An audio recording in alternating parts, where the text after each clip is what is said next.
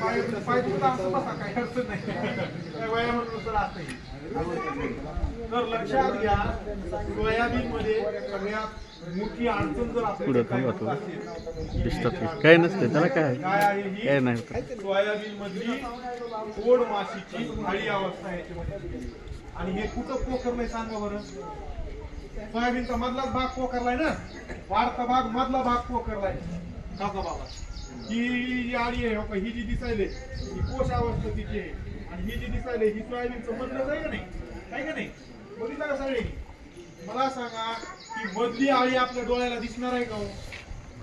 डोळ्याला दिसेल का? हे अटॅक झालेला आपल्याला कळत नाही. आणि महत्वाचा विषय आपल्याकडे काय झालेलं आहे, आता अल्निनोचा जो काही प्रभाव होण्याची शक्यता आहे. अशा ठिकाणी पावसाचे मोठे खंड राहतील, आणि ह्या खंडामध्ये जे आहे ते तुमच्या सोयाबीन मध्ये 100% जे आहे ते त्या खोड माशीचा प्रादुर्भाव होण्याची शक्यता आहे. आणि हा जर प्रादुर्भाव झाला तर आपल्या सोयाबीनचं नुकसान होते. सोयाबीन एकदा बघा, शेवटच्या टप्प्यामध्ये जर असा कोणी शेतकरी असेल, बीज प्रक्रिया करत नाहीत, फवारणी करत नाहीत, शेवटच्या टप्प्यामध्ये अक्षरशः तुम्हाला सांगतो अचानक सोयाबीन वाळायला चालू होते, शेंगा मात्र त्याच्या भरत नाही. त्याचं प्रमुख कारण आहे, दोनच किडी येतात. एक आहे चक्रीभुंगा आणि दुसरी आहे ही खोड माशीची अळी. ह्या दोन किडीमुळे सोयाबीनचं नुकसान होत आहे. आणि ह्याच्यापासून जर आपलं सोयाबीन वाचवायचं असेल इनिशियल स्टेजला पहिले 15 ते 20 दिवस, तर त्या ठिकाणी जे आहे ते आपल्याला बीज प्रक्रिया करणं गरजेचं आहे. ही बीज प्रक्रिया कशाची करायची आहे, तर मार्केटमध्ये थायामिथॉक्झाम नावाचं 30% एफएस फॉर्म्युलेशन भेटतंय, तर त्याची बीज प्रक्रिया करा. त्याच्यामध्ये पुन्हा नंतर वार्डन नावाने एक कीडनाशक आणि बुरशीनाशक येतं, तिथे कुठल्याही कंपनीचं घ्या, असं स्पेसिफिक ह्याच घ्या म्हणून सांगत नाही. पण तुम्ही जे आहे, जसं गावचो तुम्ही ज्वारीला लावता, बरोबर आहे नाही, तर गावचो सुद्धा तुम्ही त्या ठिकाणी सोयाबीनला लावू शकता. आणि या माध्यमातून ही बीज प्रक्रिया करून जे आहे ते ह्या किडीचा जो आहे तो तुम्ही बंदोबस्त करू शकता. खोड माशी. तर ही बीज प्रक्रिया किती प्रमाण घ्यायला पाहिजे. थायामिथॉक्झाम जर तुम्ही 30% जर घेतलं तर ते तुम्हाला त्या ठिकाणी जे आहे ते कमीत कमी 1 किलो बियाण्यासाठी 6 मिली घ्यायचं आहे. आता हे कशा पद्धतीने करायचं, तर आता इथं बीज प्रक्रियेचं औषध आहे. महत्वाचा विषय, हे जे आहेत ना, हे हँड ग्लोव्ह तुम्ही त्या ठिकाणी जे आहे ते हातामध्ये घालायचे अशा पद्धतीने. हे हँड ग्लोव्ह काय घालायचे, हे जे आपण औषध वापरतोय ना, तर हे विषारी आहे. हे ह्याच्यामध्ये काय आहे, कीटकनाशक आहे. आणि त्या कीटकनाशकामुळे जे आहे ते आपल्या हाताला जर ते लागलं आणि आपल्याला सवय असते तंबाखू खायची आणि काही जे असतं ते ऍक्टिव्हिटी, ते जर औषध हाताला आपण लावलं आणि तंबाखू पळून जर खाल्ली, त्या ठिकाणी ते पोटात विष जाईल आणि त्याची विष बाधा होऊन आपण काहीतरी वेगळा प्रकार आपल्या सोबत होऊ शकतो. हे होऊ नये म्हणून आधी काय करायचं, हँड ग्लोव्ह वापरायचे. आणि हे तुमचे जर होत नसलं तर काय करायचं माहिती का, आता ही ताडपत्री दिसली काही प्युअर प्लास्टिकची, त्याला कुठं काही खाता आहेत ना बाबा, आपल्या पोत्यासारख्या प्लास्टिकच्या. बघा तुम्ही जे तळवट तयार करता का नाही आपण सोयाबीनचे, ह्याच्यासाठी तुम्ही युरियाचे पोते, डीएपीचे पोते, ते तळवट 4 हे करतात. शक्यतो ती वापरायचं नाही का, तर ती औषधं सगळं त्याच्या खाचेमध्ये जाऊन बसतात. त्याच्याऐवजी एक करायचं, सरळ परळीला जायचं. मार्केटमध्ये असलं ताडपत्र्या किती भेटतात तुम्हाला, प्लेन मध्ये तुम्हाला समजतो लय झालं 40-50 रुपयाला ती काढून देते, कापून देते. स्पेशल बीज प्रक्रियेसाठी ती ठेवायचं आपल्याकडे. अशा पद्धतीचं हे मोठी ताडपत्री घ्यायची, त्याच्यावर बियाणं घ्यायचं.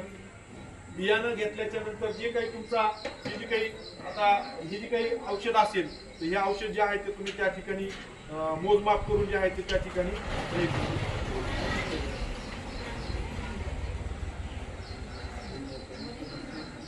हा बघा. आता हे डायरेक्ट जे आहे ते आपण ह्या ठिकाणी जे आहे ते अशा पद्धतीनं जे आहे ते औषध घेतलं. आता एक लक्षात घ्यायचं, बीज प्रक्रिया करत असताना 2 गोष्टी येतात. एक आहे समजा हे तुमचं काय आहे, हे रासायनिक कीडनाशक आहे. आणि दुसरी जी काही बीज प्रक्रिया ही काय म्हणताय की जैविक खत आहे.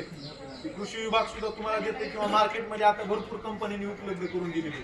ह्याच्यामध्ये काय आहे, ह्याच्यामध्ये रायझोबियम आहे, पीएसबी आहे, केएमबी आहे, हे तिन्ही घटक ह्याच्यामध्ये.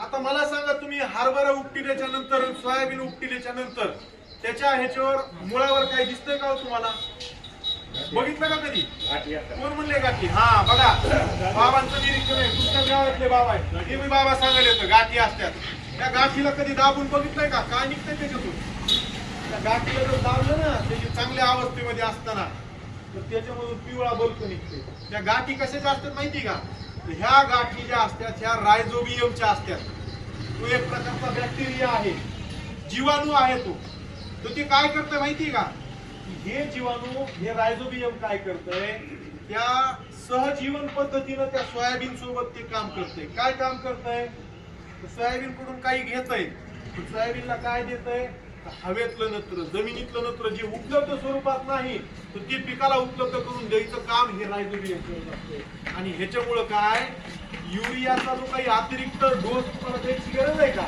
तर ते द्यायची तिथं त्या ठिकाणी गरज नाही आणि म्हणून ह्या जीवाणू संघाची बीज प्रक्रिया आपल्याला करायची दुसरा विषय पीएसबी आणि केएमबी जी काही म्हणलं ना म्हणजे पोटॅश विरघळणारे जीवाणू जे आहेत आपल्या जमिनीमध्ये बघा मातीचा तुम्ही जर नमुना तुम्ही कधी बी द्या आम्ही तपासणी करून देऊ तुम्हाला फुकटामध्ये तर बघा आपल्या भागामध्ये प्रचंड मोठ्या प्रमाणामध्ये पालासचं प्रमाण आपल्या जमिनीमध्ये पण ते उपलब्ध स्वरूपात नसतंय हे जर उपलब्ध करून द्यायचं असेल मला सांगा आता तुम्ही ज्वाऱ्या काढल्या का नाही आता असा कोणी हाय का शेतकरी की त्याने डायरेक्ट ज्वारी आणली कोणीच नाही करत असं आपण काय करतो ज्वारी दळतो त्याचं पीठ तयार करतो पुन्हा भाकरी करतो नंतर ते खातो सेम पद्धत जे आहे ते हे जीवाणू जे आहे ते आपल्या जमिनीमध्ये करतात जे उपलब्ध स्वरूपात अन्नद्रव्य खतं आपल्या त्या पिकाला भेटत नाहीत ते उपलब्ध करून द्यायचं काम हे करतात म्हणून त्यांची बीज प्रक्रिया करणं गरजेचं आहे आधी जे आहे हे कीटकनाशकाची बीज प्रक्रिया करा व्यवस्थित त्या ठिकाणी जे आहे ते कसं आता हे समजा हे आपण एक 5 निधी घेतलं ज्या पद्धतीने जे आहे ते सगळं या बियाण्यावर तुम्ही टाकून द्या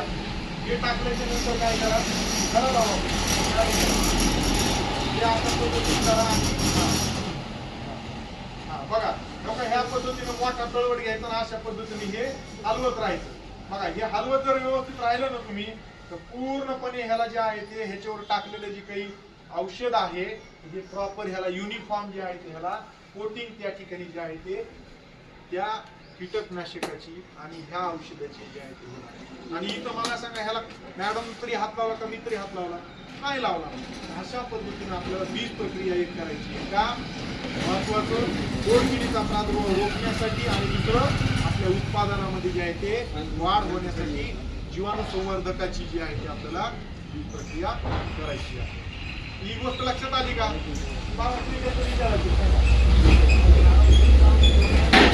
हो हो हो प्रॉब्लेम याचा गोष्टीचा मारला हा हा हा हा हा हा हा हा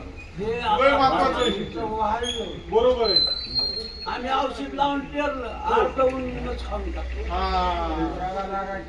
बरोबर आहे नाही कुणाच असते टाकायला हे विषय अत्यंत महत्वाचा आहे लक्षात घ्या विषय अत्यंत महत्वाचा आहे आणि मग मी त्याच्यासाठीच तुम्हाला थायामिथॉक्झम सांगितलं ना बाबा थायामिथॉक्झम जे औषध सांगितलं ना त्याचं कारणच हे आहे किंवा गावचोजी लावायचं ना त्याचं कारणच हे आहे हे जर कीटकनाशकाची बीज प्रक्रिया तुम्ही केली तर 100% त्या हुमणीला जे आहे ते आळीला जे आहे ते मारायचे ते काम करतो पण त्याच्या आधी ही हुमणी येऊ नये म्हणून आपण काहीतरी करणं गरजेचं तर त्या अनुषंगानं बोर होईना गेले ना कुणाला नाही तर काय होतं ह्याची माय ह्याची यानं बसविलंय बोर करायला आम्हाला असं काही बोल आहे हा लय महत्वाचा विषय शेतकरी बांधवांनो तुम्हाला सांगतो तळणी आणि तळणीच्या पुढे एक कुठलं तरी गाव आहे बघा त्या लाडझरीच्या पुढं हा तर तिकडे आम्ही 2023 मध्ये गेलो होतो आणि ह्या तुमच्या पीक विमा जे देणारा जे काही पीक विमा कंपनीचा जो काही बॉस आहे ना जिल्ह्याचा तो आमचा रूम पार्टनर